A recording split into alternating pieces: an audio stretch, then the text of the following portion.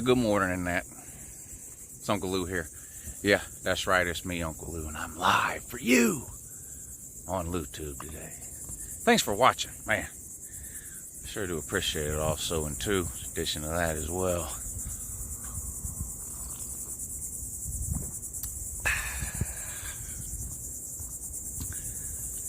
The best / biggest, most entertaining rivalry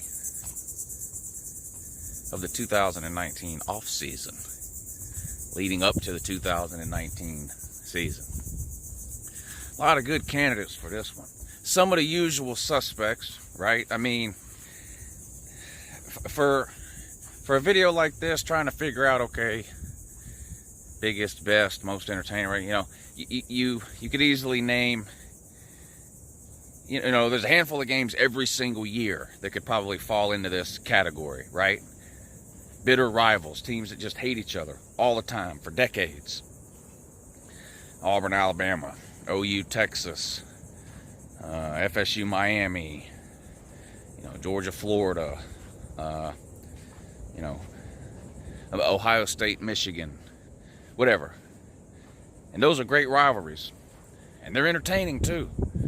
I mean, the comment section on this channel is like the wild, wild west of the internet.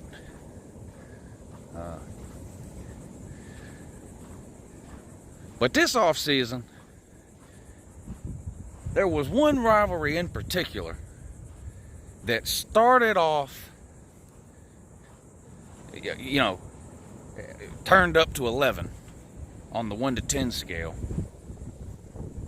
and never waned, never dipped.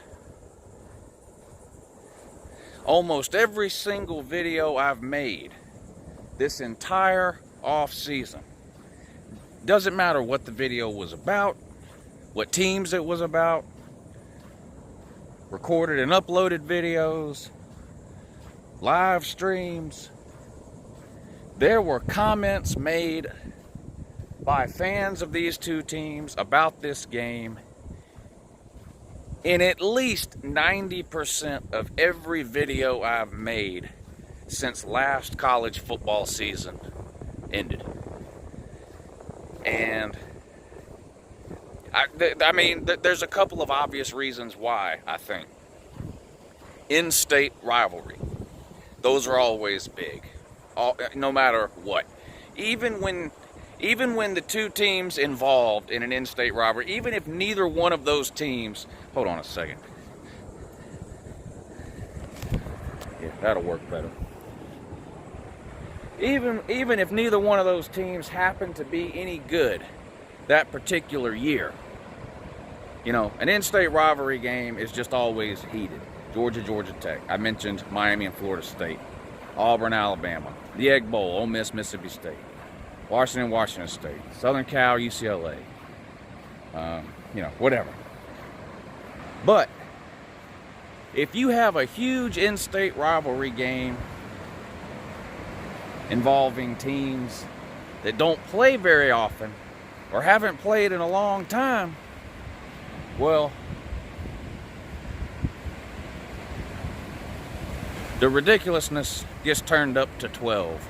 And that's what we were treated to this offseason for the last 8 months between Florida fan and Miami fan. They have not let me down. They have not let y'all down. The entertainment value provided, not just here on LouTube, but anywhere where college football fans congregate, Facebook, Twitter, whatever. Anywhere where there's a possibility for multiple college football fans of different teams to be together in the same place. A Miami fan and a Florida fan have found a way to meet there and argue non-stop and incessantly about this game. So they haven't played in a long time. That's obviously a big reason why. You know, that's obviously a big reason why I think there's been so much said about this game this coming up year, it's the first game of the year. That's another reason. That helps give this game a boost, I think, in my opinion.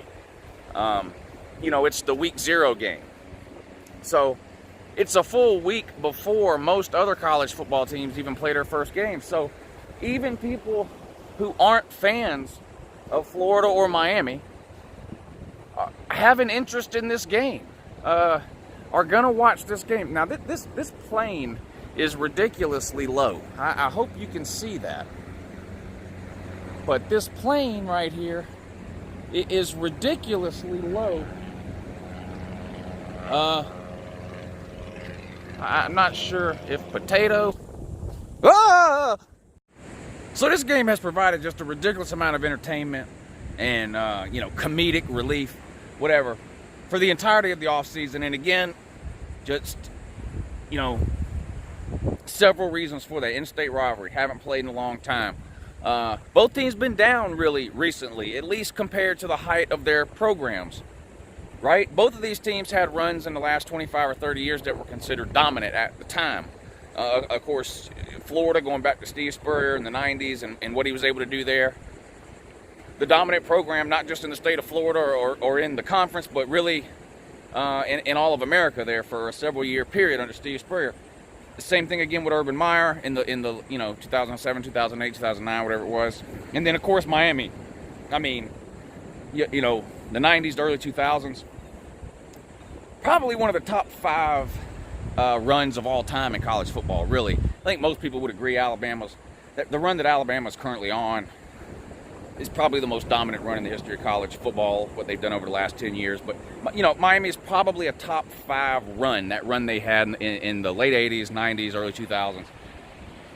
But, you know, it's been a while, you know, for both of those teams. And I'm not just talking about national titles. Honestly, it's been a while for either one of those teams since they've even really been considered top 5 or top 10 type programs. Florida did manage to win the East a couple of times, in 15 and 16, I guess. But they really weren't a great team. You know, they had 4 or 5 losses each of those years where the East was down. Not taking anything away from Florida. You guys won the East, congrats. You know, but you get to Atlanta, the SEC championship game, and sort of get blown out. Miami, of course, famously never won the ACC, been in there 15, 16 years now. Won the division once, that was in, 17? So it's been a long time for both of these teams. And right now, expectations are really, really high in both fan bases. For some of the same reasons and some different reasons. You know, Florida is year 2 in a new coaching staff with Dan Mullen. Miami is in year 1, new coaching staff, Manny Diaz. Florida had a pretty successful season, year 1 under Mullen. And they won 9 games in the regular season and then a bowl game to finish at 10-4 and 3rd in the East. Miami had a down year last year. Of course, Mark Richt left at the end of the season. You know, they bring Manny Diaz in as sort of a Miami guy, you know, defensive coordinator there. Players love him, fans love him, administration loves him. Just the people of Miami in general really love this guy. So expectations are really, really high. And all of those things have combined to make what I think has been one of the best off-season rivalries, you know, back and forth that I've seen in a long, long time. Last year, Michigan and Notre Dame played for the first time in several years. They used to play every year, and then due to some scheduling conflicts and Notre Dame sort of halfway joining the ACC, that game went away for a few years. And so there was a lot of hype around that Michigan-Notre Dame game last year, for good reason.